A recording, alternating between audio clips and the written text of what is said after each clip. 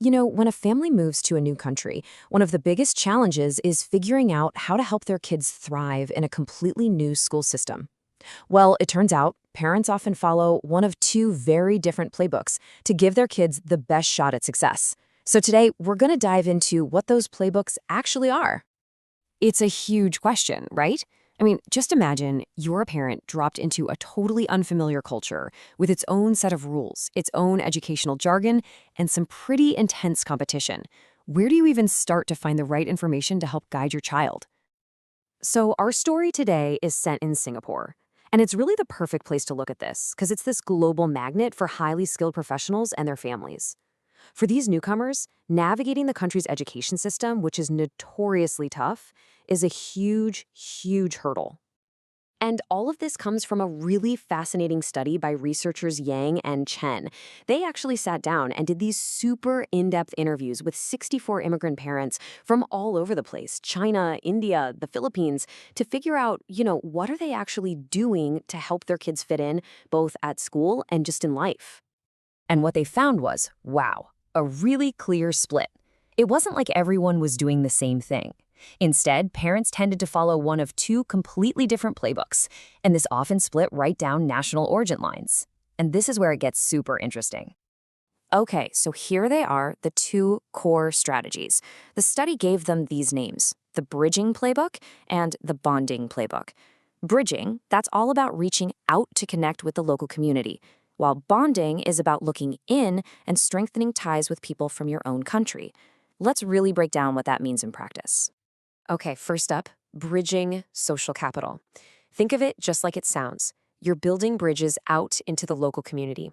This is how you get info and resources from people who aren't like you, your Singaporean colleagues, your neighbors, people you meet around town. And then, on the flip side, you've got bonding social capital. This is all about sticking together, bonding with people who are just like you, fellow immigrants from back home who share your language and your culture. It's all about the strength you find in your own community. All right, so how does this actually play out in the real world?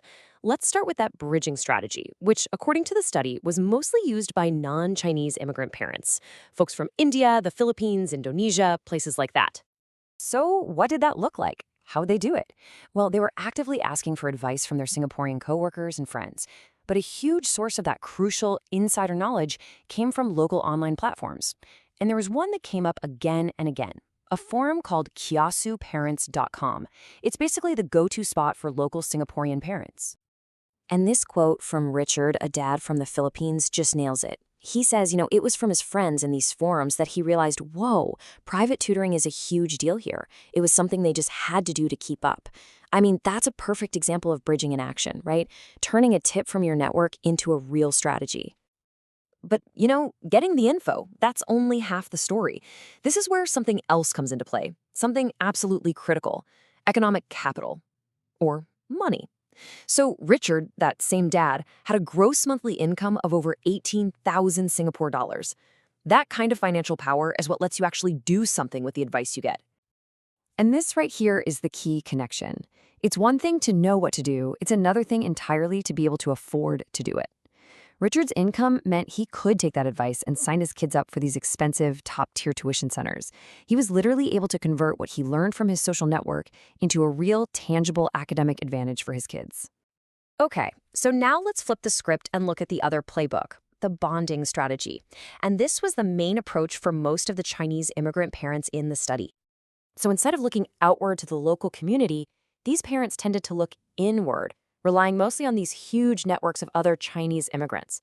And the tool that made it all possible? The social media app, WeChat. They had these massive parent groups on there, just for sharing information. And this quote from Cecilia, a mother from China, really gets to the heart of it. She uses this amazing term, baotuan, which basically means huddling together for warmth, for support.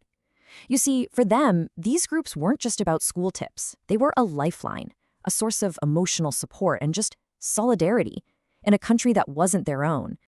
But, and this is a big but, relying so heavily on these groups had a major downside.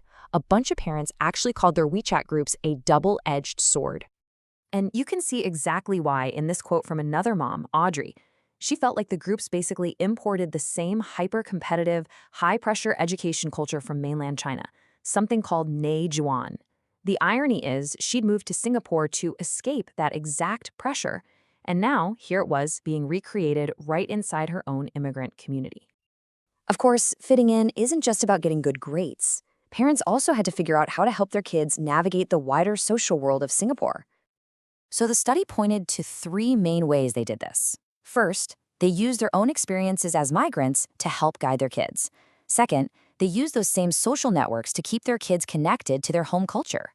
But maybe the most surprising strategy, especially for the non-Chinese families, was a big investment in learning the Chinese language. And you've got to hear the reason why. This mom from the Philippines, Jessica, she explains they poured money into Chinese lessons, not for a future job, but so her kids could just belong. In a country like Singapore, where most people are Chinese, she felt like speaking the language was the key to her kids being able to make friends and just feel included. It wasn't about economics, it was purely about social integration. So where does that leave us? What's the big picture here? Let's wrap this up with the final takeaway on these two very different ways of integrating. It's pretty clear that each playbook has its own trade-offs, right? The bridging playbook gets you that priceless insider info, but sometimes those connections can feel a little transactional, not super personal. And the bonding playbook, it offers this incredible emotional safety net, but it runs the risk of isolating the community and, ironically, recreating the very pressures people were trying to escape. And all of this leaves us with one final really big question. Because for any family that's moved to a new country, anywhere in the world, the core challenge is exactly the same. It's this incredibly delicate balancing act. How do you find that perfect mix, that sweet spot that helps your kids fit in and thrive without making them lose that vital connection to who they are and where they came from?